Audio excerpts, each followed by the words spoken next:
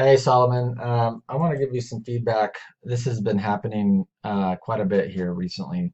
So we've talked about this. You really need to pay attention to the comps that are immediately around it. I mean, I get it when you draw a neighborhood box and we've got these 550s and 600s out here, but when you're looking at those and you're using those comps, because that's what you used here, is that 550, you need to take a quick look to see what's happening around this house as well, just to see if you're on.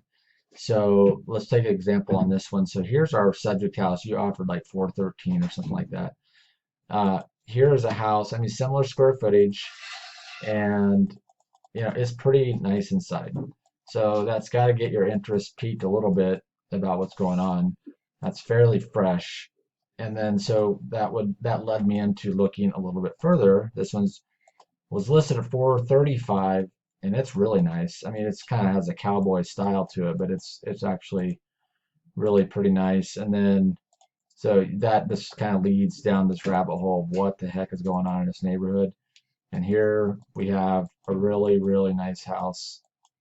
Um, Not a fresh remodel, but you can definitely tell that our 550 number is not going to work because investors are going to see that. So that's what we ran into with High Street, right? That I shot that video on, that we're trying to use these comps out here when this neighborhood is actually quite a bit different.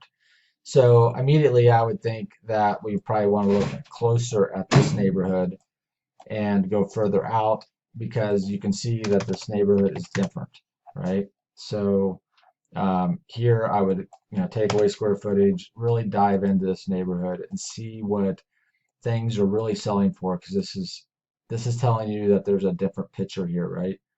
So, we're probably in this 450 range would be my guess with this house.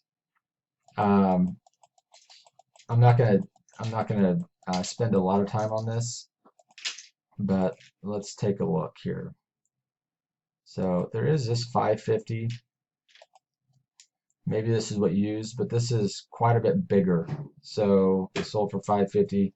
So ours is 1,600 square foot. This is 2,100 square foot, right? So 16 for almost 17. So we're 400 square foot off. So we know we're not at 550.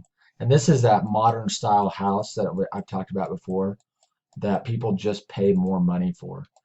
So here's our house. They didn't even get the correct picture up there. So, but it's in rough shape. Look at that. So we know we got a lot of rehab in it. So we got to be conservative with our comps. So just looking in this neighborhood, my guess is this house we need to be somewhere around 350 on it to make it work. This looks like this might be a little bit different area. Let's see what's going on here. It's a 1,900 square foot. That's an attached unit. Let's fix that. So here we go.